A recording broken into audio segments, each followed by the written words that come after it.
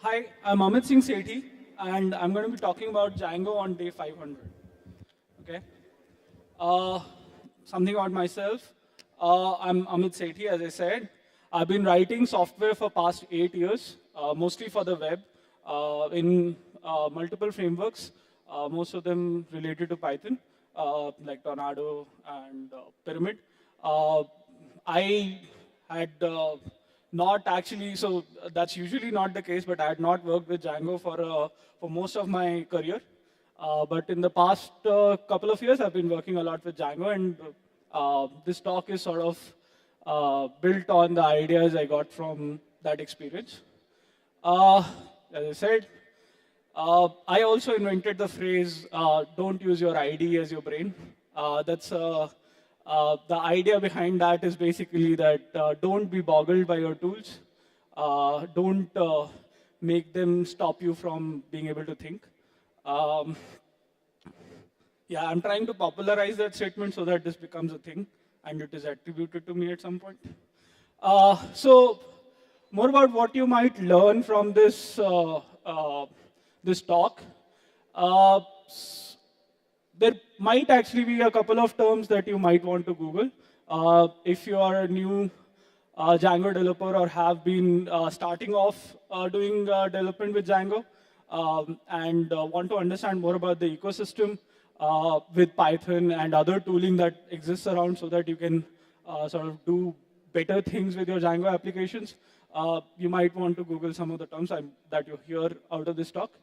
Um, uh, More importantly, what I like to do is for you to get some tools of thinking about architecture.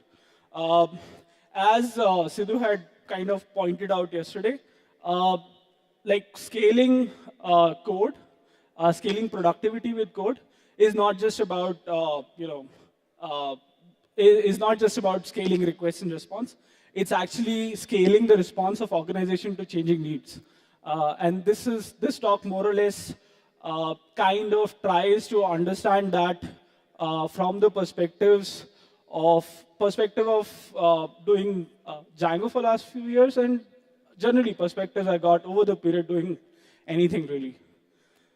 Uh, this is a one-on-one understanding of the human side of architecture, what influences the various decisions that you end up making, what are the things that you need to think about probably when you're building systems, in a sense, and sort of trying to build them on day 500 rather than on day one. This is sort of you're not started it; it's been in production, and you want to sort of take it to a level where there are the people who interact with it find it fun and beautiful to work with. So there are a couple of rants in general. I mean, since I said that I am relatively, as one would say, new to Django. I've only been doing it for a year or so. Uh, I don't like how Django interacts with JavaScript. There is no like I have not found that. So Django kind of comes with batteries included, as they say, quote unquote. And those batteries have their own philosophies, and those philosophies sort of may not integrate with the philosophies that uh, you know uh, the people who are writing JavaScript these days might have. Similarly, one thing that so by the way, this is day 500. Some of these things are actually being worked upon, and like uh, uh, the Django community, in a sense, is trying to understand how they want to include these problems. The other thing that I always found is like Django doesn't love RPC and APIs by default. Uh, I mean, DRF has been around, but it is something that is still not batteries included in that sense. It is not a battery in Django itself. And by default, I actually believe Django doesn't really love distributed as well. It includes a lot of layers, which makes distributing your code fairly hard. But there are things that I've liked with Django as well. Everything ultimately, so even the settings file is a Python code, and the there is fairly loose coupling between the different elements that are talking to each other, which makes Django quite pluggable in that sense, which is why all these tools that may not have been batteries included are still integratable in their own way. Uh, Django has apps like uh, we are having discussions on microservices and like how amazing it is to like sort of scale writing code and make things easier to write code when you're doing microservices. But Django already had thought out that like 10, 15 years back and had built a really nice app infrastructure. Django has a great community. Like, you know, most of you guys might, like many of you guys might have just written a Django app yourself, and I may be consuming that in my production code right now, right? Uh, so where does the story usually begin? Two friends meet up, believe they can disrupt the e-commerce system, ecosystem, and you know what, business starts. And initially, it's like, you know, the code base just has started. There are like 2 people working on it. There's a bunch of mailers. There's a bunch of, the total 30 functions and like 10 model definitions in the same application. And like, still everything is fine. You know, pretty much every developer, which are like 2, 3, know where to find what, and they double up as QA, and they have all the business understanding of things as well, and things like that. So, I mean, elucidating more on what it is, like there may be a cron, there may be an accounting system, there might be a simple app like this, and so on. One day, so as they're going along, so specialization is happening. Somebody is looking at business, somebody is looking at technology, and these guys are trying to get some money on so that they can scale, and somebody actually does end up paying them money, and suddenly those people who paid them money are shouting growth, growth, growth. Okay. However, in the meanwhile, while they were trying to grow, some things are happening on the back end that this guy who was probably taking care of technology is kind of understanding now. Functions grow more and more unreadable. Like there's like 300 lines in a view, and your data modeling seems to be all wrong. Like you've put 20, not a joke. I mean, like I have seen that in my life. Like there are like tables with 20 columns in it, and like, so one very, I'll come to some of those stories later. There are redundancies, no accurate source of truth. Same things are saved in like 5 places, and it's a mess. It's a mess. It's a mess that the person who's doing the technology kind of is able to see. There are regression issues. Pretty much everything you touch breaks. Like you just write code, because that was not talking to that other view.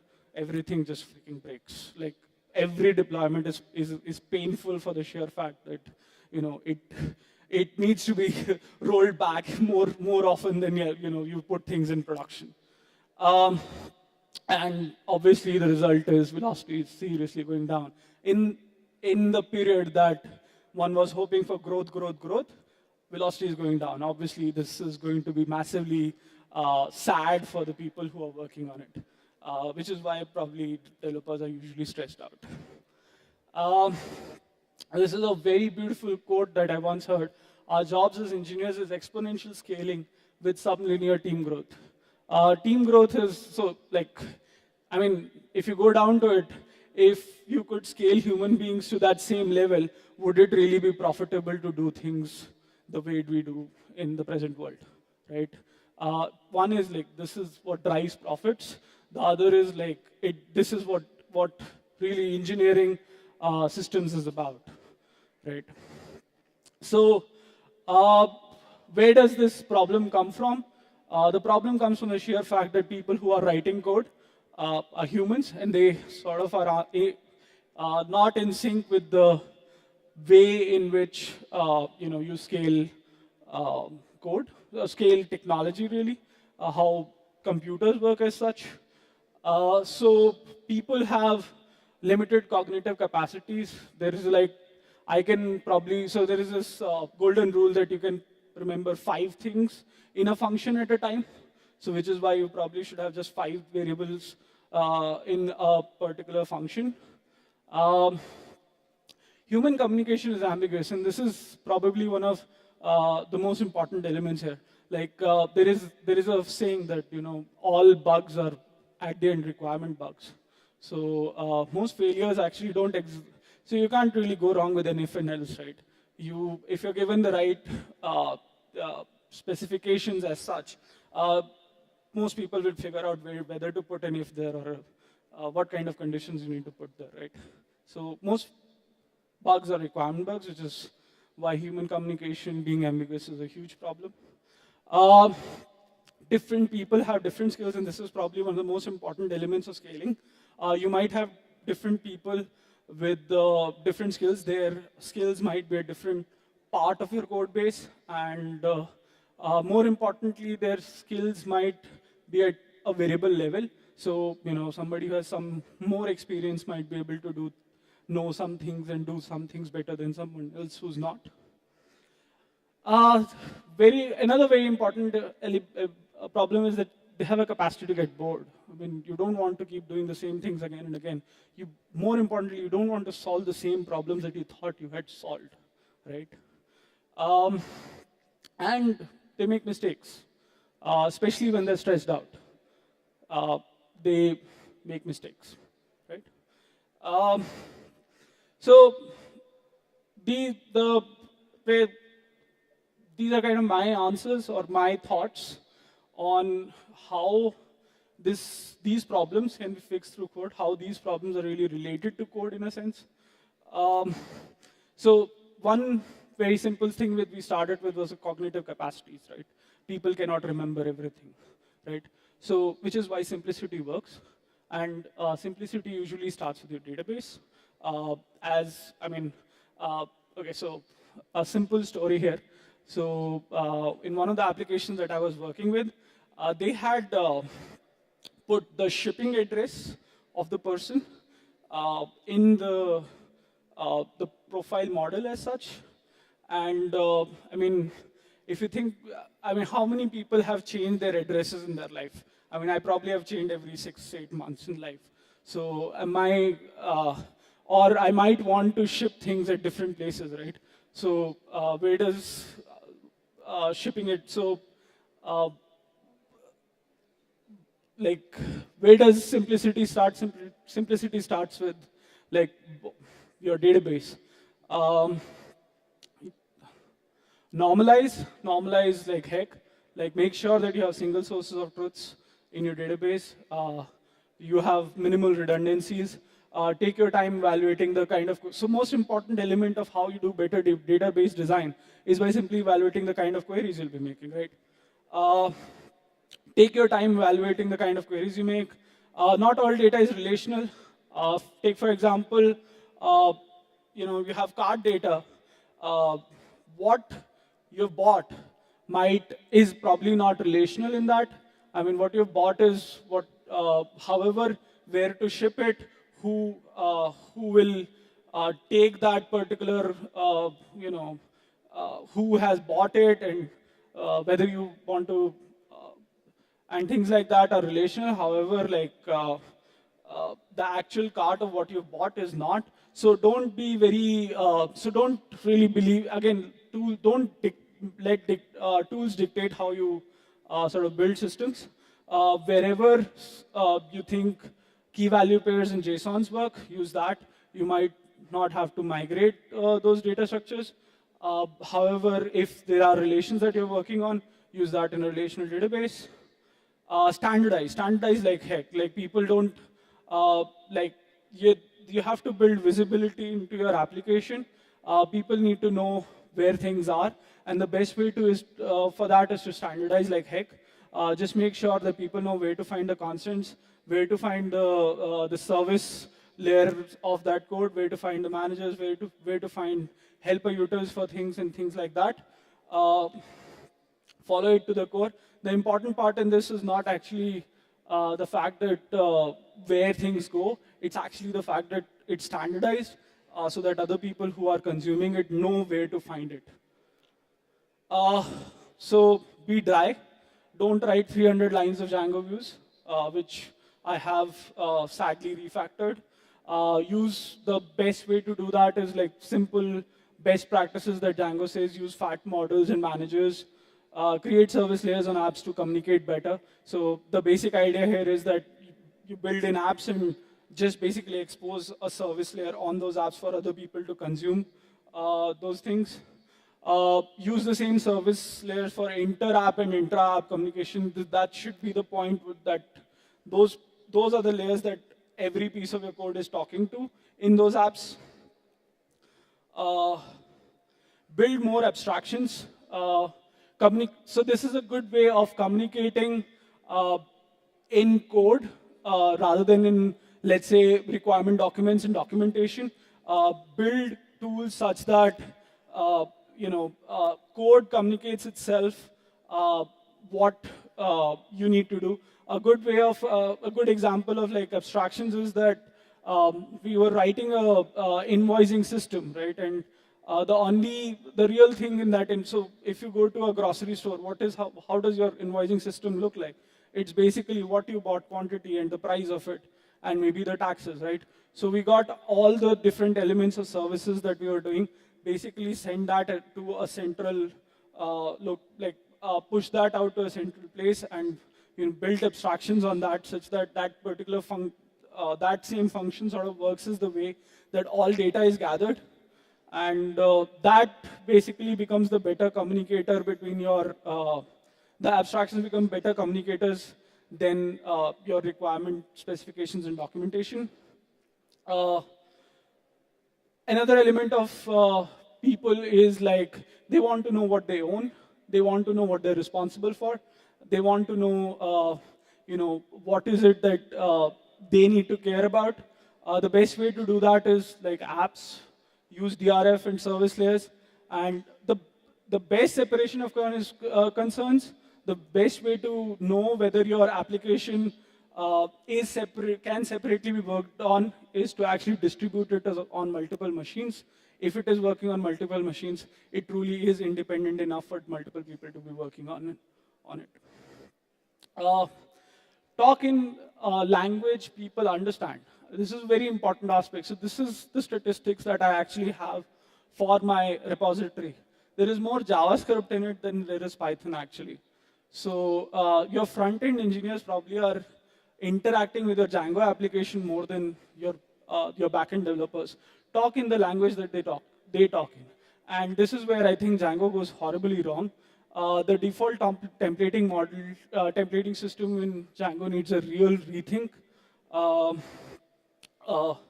The way front-end people think of usability is in terms of components, reusable components, and that has no relationship to the fragments of HTML in which the reusability model of Django works.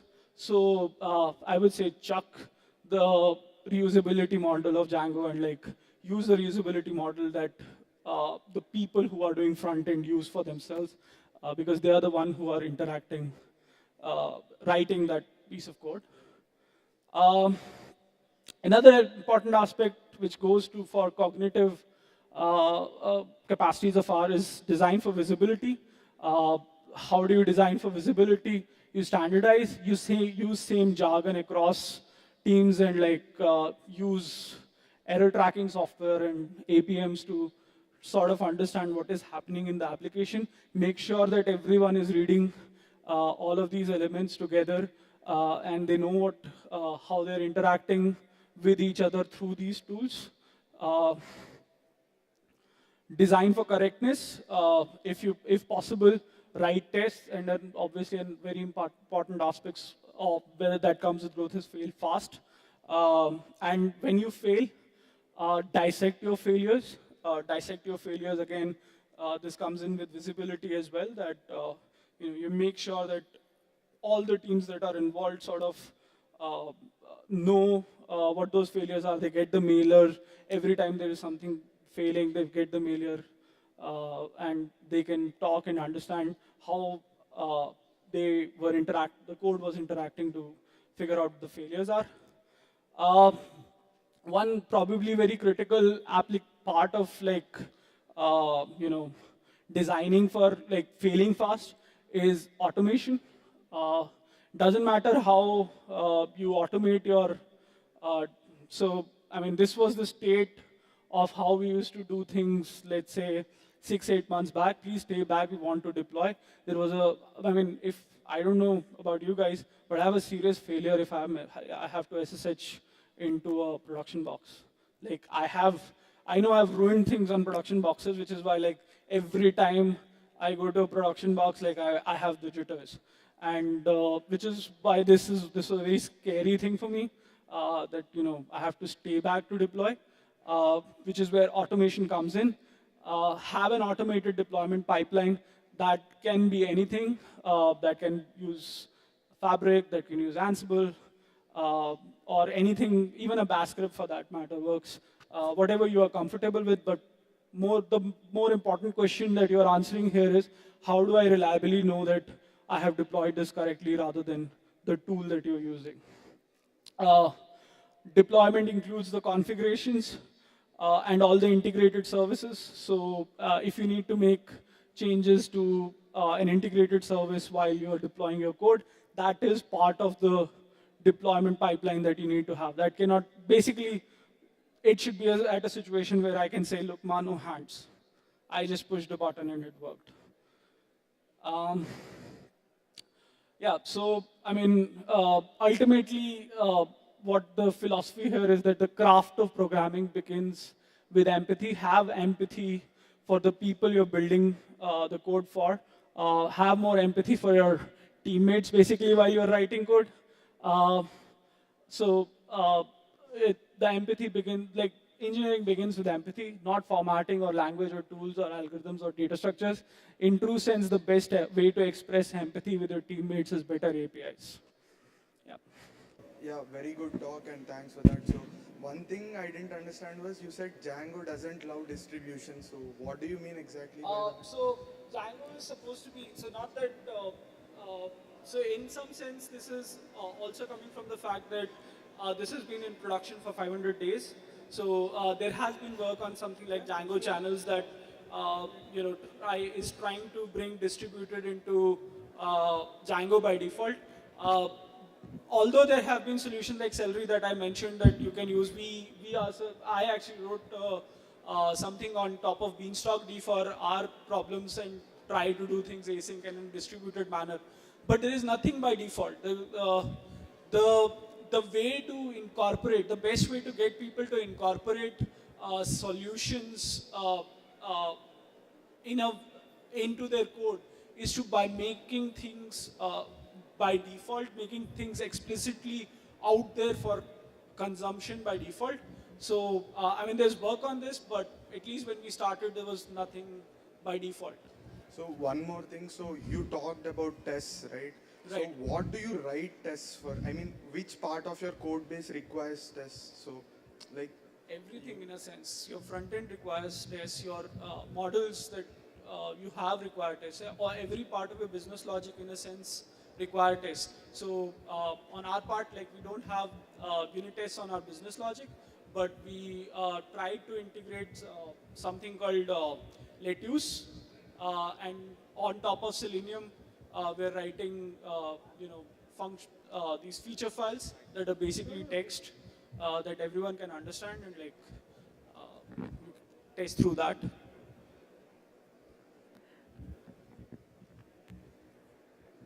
Anyone else? Hello. Here. Yeah.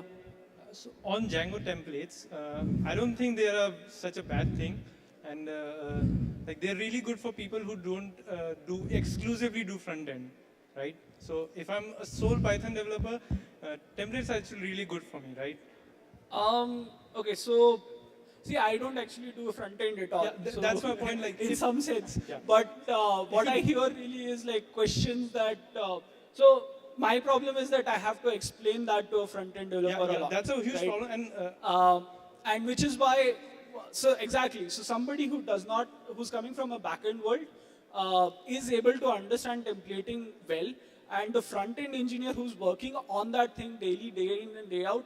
So you have basically confirmed my feeling in a sense that somebody who's working day in and day out does not understand the same pipeline. So that's where the problem is. We need to be hearing the front-end developers when we're thinking of building a pipeline, a mechanism of templating, and not the back-end developers. So actually, a great way of doing this is configuring your transpiler, JavaScript transpiler, to sort of ship the output to a defined place in your project, and then the Django template can pick that up. That's what we do exactly. So yeah, exactly. We have actually been shifting everything to React to make sure that. So we I can actually do, have a this. have a project that does that automatically for you. So all you need to do is define where your React root project is, and it automatically transpile it, and Django will automatically pick that up from. Super, I might want to look It's at called it. React Pages. Huh? React Pages. React pages. I'll definitely have a look at that.